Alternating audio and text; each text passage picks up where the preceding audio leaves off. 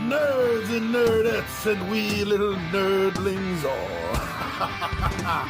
It's your buddy Big Johnny G for Two Gun Pixie presents Legendary Gaming. Hey everyone, how's it going? Thank you very much for joining me here at Two Gun Pixie, especially on today. Today we do unboxings. We do that every Wednesday. I don't know what day you're watching this video, but this, by perspective, is our Wednesday video, so we get to do some unboxing and see my friends. Well, we do videos every day of the week, but on Wednesdays we do unboxing. So if you like to see new things, come by, check us out every single Wednesday. Don't get scared. Don't get scared. The videos aren't too long. There's not too much time you got to dedicate. Speaking of which, why don't we get right to it? Why don't we just jump into it? Enough of this intro. I know you want to do this. I want to do this. So let's do this together, my friends. Ready? Together, we are going to find out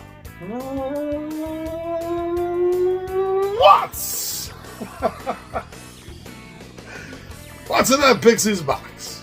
All right. I'll see you down the table.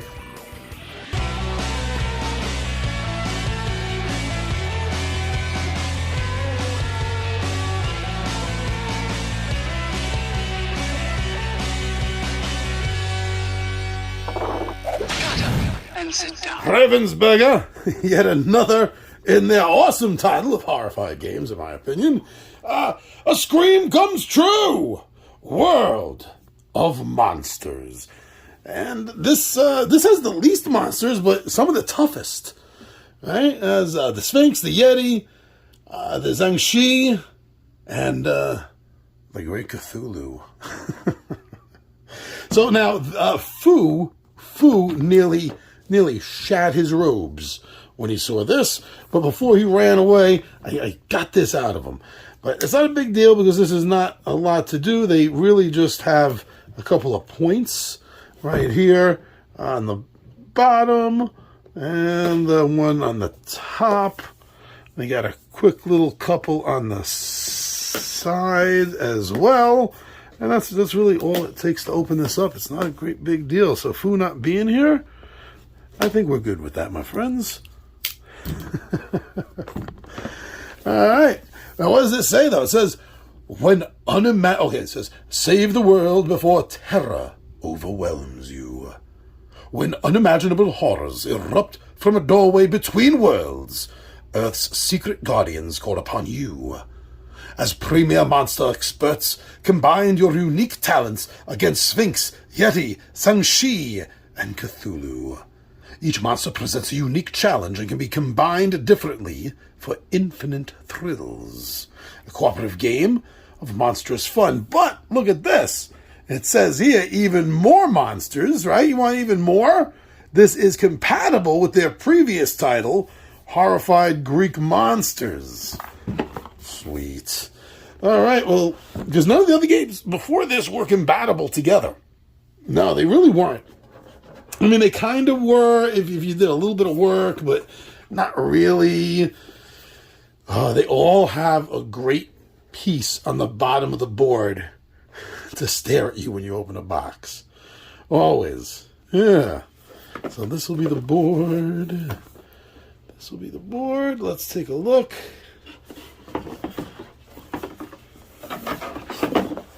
The boards are never all that big, but let's bring the camera up a little bit, get a better shot.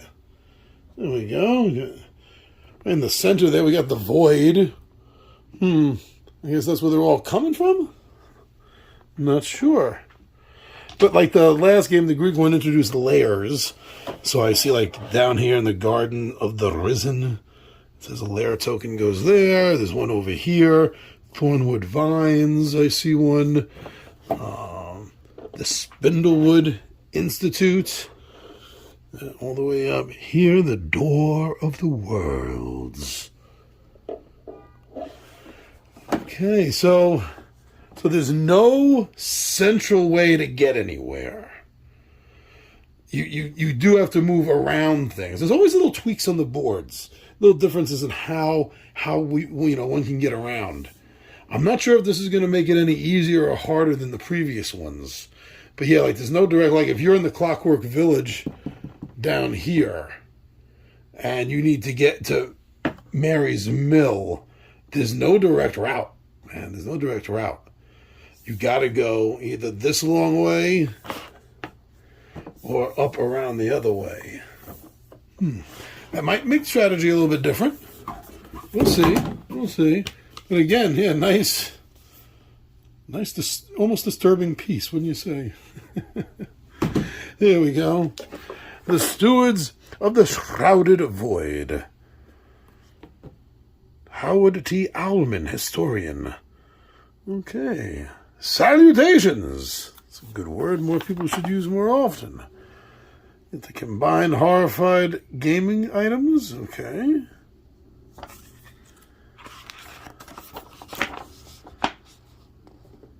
So if you're not familiar with the horrified games, each of the different threats, each of the different monsters, they have their own little mini game, you could call it, in order to defeat them. This is set up exactly like the other horrified rule books. If you're familiar with them, I am guessing that you and me are going to be very familiar with how all of this works. The interesting thing is just to find the differences, right? Right? Yeah. And the monster cards, they always have them zip-locked, which is handy and easy, right? It's good for us. Things don't look... Things don't look easy to hold, obviously, is what I was thinking. Okay, this is for Cthulhu. This is the Corpse City of Relia. Ralia. Tentacles of Insanity. Oh, man. Tentacles of Insanity. Oh, this is cool. This is cool the way it's... so this is the back of the other monster cards. There's a little setup for it. Setup for each of them. Here's Cthulhu. Of course, every good horror game eventually has to have a Cthulhu expansion or standalone or something, right? Shang-Chi. Kind of like you could, in Western terms, you could call it a vampire, but it's more than that. It's different. Sphinx. I think we all know what that is. The original Riddle Me This, Batman. And the Yeti. Oh, we got Bigfoot. The second game that came out, this horrified American monsters, that has Bigfoot in it. Now we got Yeti. Too bad the two games aren't compatible. You could have Yeti and Bigfoot in the same one otherwise. But that's, okay, so that's the cards. That's the monster cards. And we have the tokens,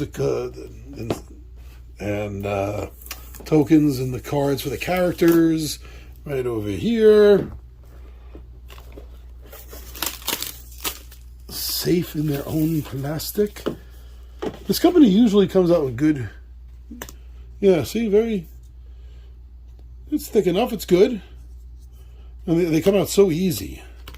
And these are what you have to be collecting. You have to go around and collect these. Different of these and combinations of these will allow you to have different successes in doing different things against the different monsters. Yes, I've said the word different a lot. Because remember, as I said earlier, each of these monsters is their own separate puzzle game that you need to solve before you can defeat them. All right, so we have the individuals here. Spectral Trail. Okay, so these here are the innocents, the civilians, and they will appear somewhere and need to get somewhere. This guy, Raimi, needs to get to the Spectre Trail Caravan. Raimi. Huh. I wonder if that's a nod. I wonder if that's an egg, an Easter egg, so to speak. And here go the... easy this comes out, jeez. So here goes the investigators, this organization, whatever it's called, I forgot already. These are the individuals that you have. The Guardian and the Investigator. The Guardian looks like a golem. or a Warforged or something. Let me see, 5 actions. 5 actions, and they have their own special action. Usually in the other ones, you'd see, whoever has the most actions doesn't have a special action. Right? Huh. The Buccaneer. So we're all playing sort of like horror kind of characters to begin with. That's cool. The Fool's Journey, the Fortune Teller. Also, I don't think there's as many hunters as there were in the other games. This feels lighter. Yeah, and here goes the standees for your characters. All look good. One for the Mighty Cthulhu. I think there's like a 2-parter to his adventure or something, I think. This one's not coming out easy. I want to be careful. There we go. Here are the little stands that'll hold it in. That's what she said. Okay. Very cool. Now we get to some of the better stuff. Oh, the bag is nice. I like the color. I still prefer the cloth bags to these. I don't like these at all. I don't like this looks nice. Nice art and everything. I don't have a problem with that, but it's just the material. I don't like the plastic material. Did the first one have plastic too? I think it did. I think they all did. But there's other games that come with bags that are cloth. That's much better. I don't know if it's available in English yet. I think it is. There is a Krampus bonus monster. I don't know if it's specifically for this. I imagine it would be for this in Greek, even though it's not Greek. These are compatible. So there's Cthulhu. Nice big piece. And at the end of the video, after I do the sign off, I'll have some close-up photographs of these miniatures for you to see a little bit better than me holding them right here in front of the camera. See, that's what made me think of Krampus, because the Yeti has the baby in the back. Huh. All right, at the end of the video, I'll do the sign off and then stick with me, and you'll see the close-up of the figures. Or just fast forward right now. I mean, I'd prefer if you didn't. I can't control what you do. The dice are always the same, but in each set they're different colors and color schemes. I don't care for this. No.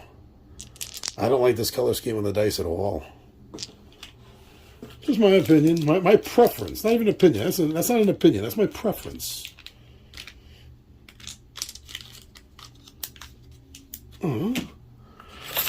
Okay, got the stands. I don't think you really need me to take them out of the bag, do you? It's little stands, right? The color ones are for the player characters, for the heroes, the one you're using, and the clear ones are for the civilians. And then lastly, you got the cards, which play a big part in the game during the monster phase, and you also get some cool cards to help you, investigator cards, become very handy in your strategy as you're playing the game. I believe they can be used at any time too, and they don't count as an action. So mazel tov on that. The static electricity. There we go. All right, yeah. So these would be the cards that. Let's start with the investigators. Okay, so these are definitely your investigator cards there. And get to that in a moment. So I already started this. So these are some of the things that you can start with. The Lunar Oscillator.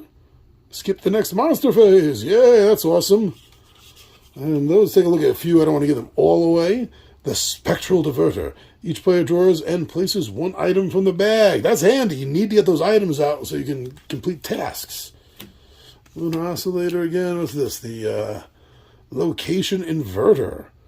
Place a hero in a monster's location and place that monster in the hero's old location. Oh, so it's kind of like castling in chess, right? And one more, the Ethereal Goggles. Choose one. Reveal a face-down lair or move any monster up to 3 spaces. So these are some of the things. You start with one, and as you save some of those civilians, you'll get more of them. Here goes. This is also the rules, so to speak. Not the rules, but the hero phase. As everything goes, and after each hero individually goes, there's a monster phase, which is where you're going to draw these cards, and then back to the hero phase. So what are these cards that you're drawing? Well, they tell you what the monsters do. So this one here, monster action, vital energy. Each hero and villager moves 2 spaces towards the monster closest to them. Oh no! Awaiting the hunt. That's a monster action. Each monster deals 1 damage to each hero and villager in their space. Monster action, whiteout. Each monster with the hand symbol deals 1 damage to the closest hero or villager if they are within 3 spaces. Oh, geez. These numbers up here, they tell you how many clues, which is what those tokens were earlier, that you're going to place out in the board. And the clues themselves tell you where placing them. So here we go. We got a citizen. Starter at the Clockwork Village. Steward in training. Jennifer gives us all hope. The terrestrial plane will remain safe. Well, thank you for giving us hope, Jennifer. I'd rather have a burger while I'm waiting for the end of the world, but hey, each to their own. Each to their own. Woo! And that's it. That's everything that we're going to find. And you're going to find in your copy of Ravensburger's Horrified World of Monsters. I'm your buddy Big John at G for 2 Gun Pixie presents Legendary Gaming, and I am